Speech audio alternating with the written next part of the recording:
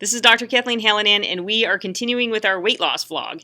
Today, I'm going to go over intuitive eating, which is a new concept, and I was very concerned to see this in the New York Times, this article, because it is holiday time.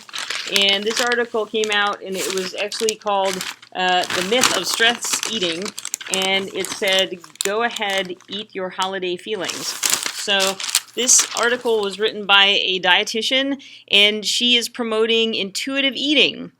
What is intuitive eating, you may ask? Intuitive eating is basically saying that the thoughts that you have about calorie restriction are too stressful or too frustrating for people, and you should kind of throw that out and just go with your feelings. Because what does intuitive mean? Intuitive means the absence of logic or reason. And so I did pull up for you, you can't see this probably well, the principles of intuitive eating. And it's odd because what I've been trying to teach is a very logical, stepwise approach to losing weight. And if you go back over through some of the early videos especially, you'll see a lot of the strategies we go through. They're calorie restriction or they are carbohydrate counting, but it is very methodical. It's very methodical. There's not a lot of just emoting about it. We're trying to teach strategies, or I am trying to teach you strategies. One of the principles I will read to you is in intuitive eating is challenge the food police. So it literally says this: scream a loud no to thoughts in your head that declare you're good for eating minimal calories or bad because you ate a piece of chocolate cake. The food police monitor the unreasonable rules that dieting has created. The police station is housed deep in your psyche, and its loudspeaker shouts negative barbs, hopeless phrases, and guilt-provoking indictments. Chasing the food police away is a critical step in returning to intuitive eating. So let's go over this idea of this good and bad value judgment.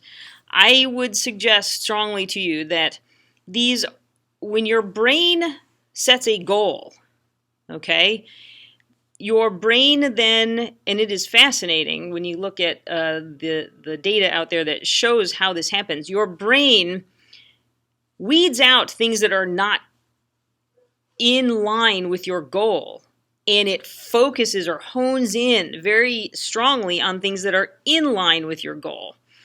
To prove this point, if you want to try something really fun, so go on YouTube, and I will try not to ruin it for you, but it's called the selective attention test. Go on YouTube, do the selective attention test, and you will see how strongly your focus is towards something that is aligned with your goal. Now, if you are not paying attention to the goal, then if you have no goal, if you get rid of what is in line with or not in line with your goal, then you're not going to make your goal. You're not going to get where you want to get. So there was a wonderful movie on, I believe it's on Amazon Prime. It's called Brittany Runs a Marathon. I don't want to ruin it for you, but if you get a chance, I strongly recommend it.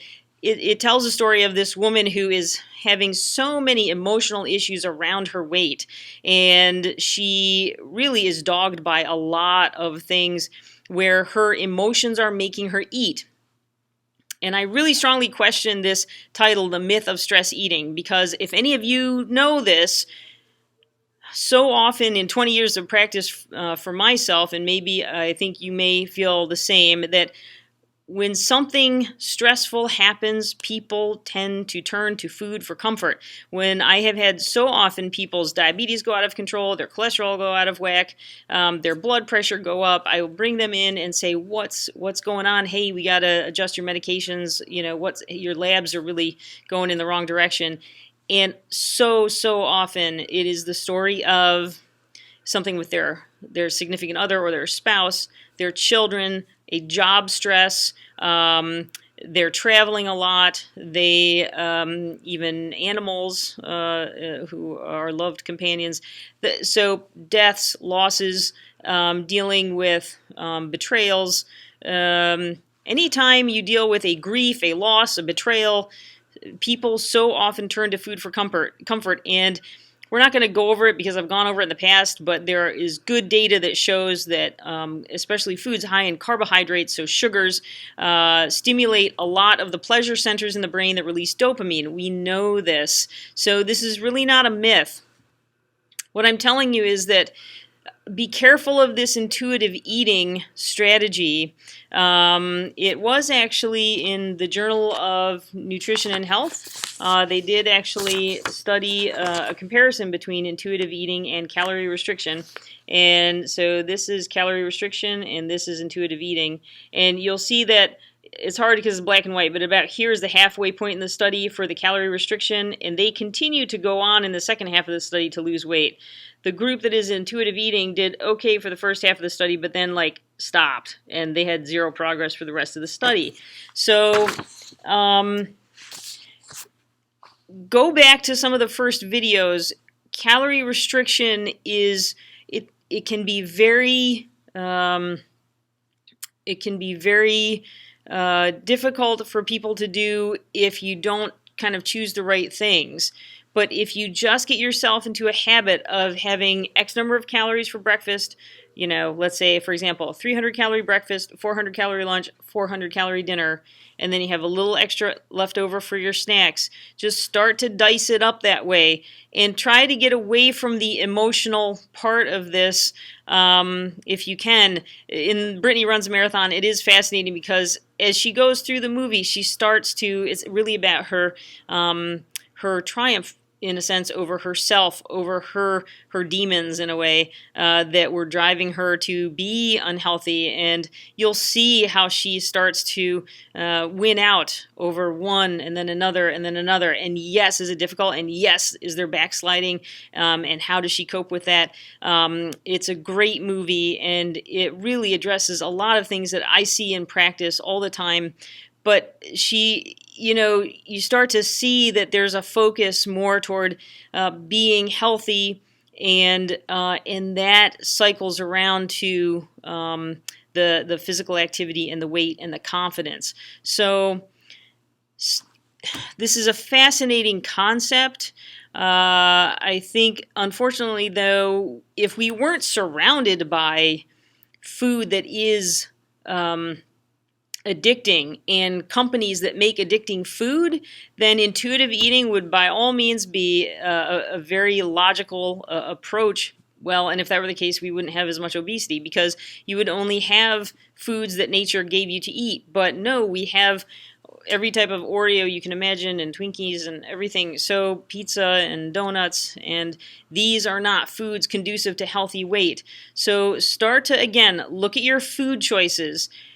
You should start to be very precise with your food choices, but that doesn't mean you don't have to enjoy them. Some of these tenets are very true, actually. So discover the satisfaction factor, which talks about the wisdom of enjoying food in and of itself. Yes, you should be able to enjoy your food. When we have dinner, I will get salmon and green beans, and it's an easy dinner. It's a quick dinner, but it tastes wonderful. You put some black pepper, and yes, you can even put a little bit of brown sugar on top of your salmon with the black pepper. It tastes wonderful. Is it high in calories? No, that's a very high protein, low carb, lower carbohydrate dinner, relatively low in calories. So play around with food strategies.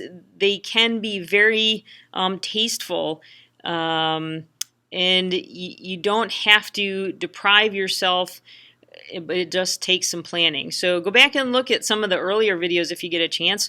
I hope this has been helpful, and as you guys put questions down, I do try to get to them. So thank you so much. You guys are doing great. Keep up the good work. It is very difficult, but you guys are doing great, and it is worth it at the end because the better handle you have on the healthy eating, the more Younger people will see that in your families and in your peer group, and be the model for the healthy choices, so that other people also will follow suit. Because don't underestimate the power you have in other people making healthy choices, and we really maybe can start to make a better impact in people's health. Because when I have people who are at their ideal body weight, I only see them once a year usually for their physical, and that's about it. When people are struggling with their weight, I see them every 3 to 4 months for their diabetes, for their blood pressure, for their cholesterol, for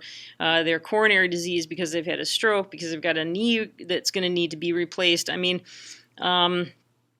while there is some truth to the statement that about 20% of people who have a BMI over 30 have normal lipids and sugars and blood pressures, that is true, but that's only about 20% of them, 20 to 25%. 75 to 80% of people who have BMIs over 30 have some form of metabolic syndrome. So, to the point of the idea of healthy, you can be healthy and obese. Yes, you can have good parameters in terms of sugar and cholesterol and blood pressure and be obese, but that does not take away the mechanical stressors. So the knee degeneration, the hip degeneration, the low back pain, plantar fasciitis, the mechanical stressors that your body is not engineered to work with, that it doesn't go away, even in that 20%. So keep that in mind when you hear these numbers spouted out. I don't think these are people who are really looking at the whole picture. Okay, so you guys are doing great. Keep up the good work, and you can give me some questions, and I will try to get to them in a subsequent video. Okay, thank you.